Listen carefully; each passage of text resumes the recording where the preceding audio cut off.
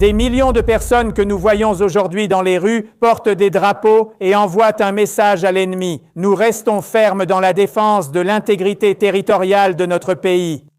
J'aimerais énormément pouvoir y aller et embrasser ces mains et remercier chacune de ces personnes, chacun de ceux qui ont fièrement brandi le drapeau de l'Iran.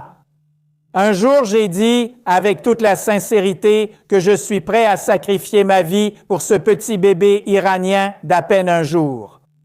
Je sais que beaucoup d'entre vous ressentent cela. Aujourd'hui, je dis à notre cher peuple que nous sommes prêts pour votre santé, pour votre sécurité, pour votre tranquillité, pour votre fierté. De ce drapeau que vous avez levé, non seulement notre génération, mais aussi les générations futures se sacrifieront, mais que ce drapeau reste toujours fier et haut. Aujourd'hui, il est absolument clair que notre objectif principal est d'éloigner l'ombre de la guerre de notre pays en garantissant la sécurité de tous les citoyens. Il n'est pas acceptable que certains soient en sécurité alors que notre peuple et notre pays ne le sont pas.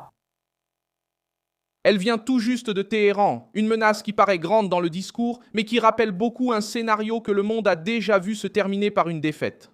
Le général de division Amir Hatami, commandant de l'armée iranienne, a déclaré que si l'ennemi lançait une opération terrestre, aucun soldat ne devrait en sortir vivant. Ce que cet avertissement montre, en pratique, c'est un régime qui essaie de afficher sa force. Précisément au moment où la crainte grandit que les États-Unis étendent la guerre et fassent monter la pression d'un cran. Les hauts gradés militaires iraniens profèrent cette menace, et le moment n'est pas anodin. Ces derniers jours, Reuters a révélé que des milliers de militaires américains ont commencé à arriver au Moyen-Orient, y compris des troupes de la 82e division aéroportée et environ 2500 marines. Il a également été rapporté qu'au sein du gouvernement Trump, il y a eu des discussions sur les options pour employer des forces sur le territoire iranien, y compris pour protéger les routes pétrolières et faire pression sur des zones stratégiques. Cela aide à comprendre pourquoi Hatami a fait cette déclaration. Elle ne naît pas de la sécurité, mais de la peur que la prochaine phase de la guerre soit encore plus difficile pour Téhéran. C'est là qu'entre en jeu le parallèle avec l'Irak. La menace iranienne tente de donner l'image d'un courage absolu, mais cela rappelle le genre de bravade que Bagdad a également employé avant d'être écrasé, en 2003. Tariq Aziz, l'une des voix les plus importantes du régime de Saddam Hussein, a déclaré qu'une invasion ne serait pas une partie de plaisir et que ce serait une guerre sanglante et longue. Le premier jour de l'invasion, Saddam a attaqué Bush dans son discours. Mais en pratique, l'offensive des États-Unis a écrasé l'appareil militaire irakien en quelques semaines. Reuters rappelle que l'invasion a commencé le 20 mars 2003 à écraser les forces irakiennes et a rapidement chassé Saddam du pouvoir. Le 9 avril, Bagdad était déjà tombé aux mains des troupes. Alors, que fait l'Iran maintenant? Il répète l'ancienne formule des régimes acculés. Hausser le ton, promettre une destruction totale et essayer de convaincre ennemis et alliés qu'une intervention terrestre coûterait trop cher. Cela se fait par la propagande militaire, un discours agressif et des messages publics pour montrer une volonté de résistance maximale.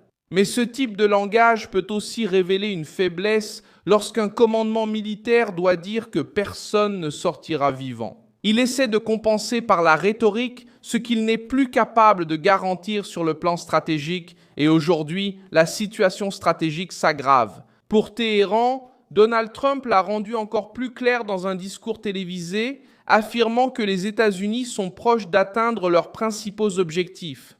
Il a dit qu'il allait frapper l'Iran extrêmement durement dans les 2 ou 3 prochaines semaines et a menacé de ramener le régime à l'âge de pierre. Reuters a également rapporté que Washington estime que l'Iran ne représente plus la même menace qu'au début de cette campagne, même si la guerre reste encore ouverte et dangereuse. En d'autres termes, alors que Téhéran parle d'anéantir une éventuelle force terrestre.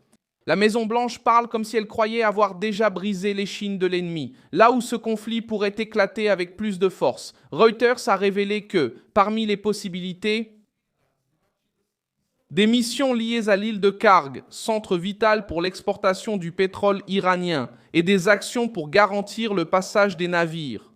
Cela signifie que la menace de Hatami n'est pas abstraite. Elle répond à une possibilité concrète que les États-Unis aillent au-delà des bombardements et utilisent une présence terrestre limitée pour étouffer le régime. Où cela se fait-il le plus sentir?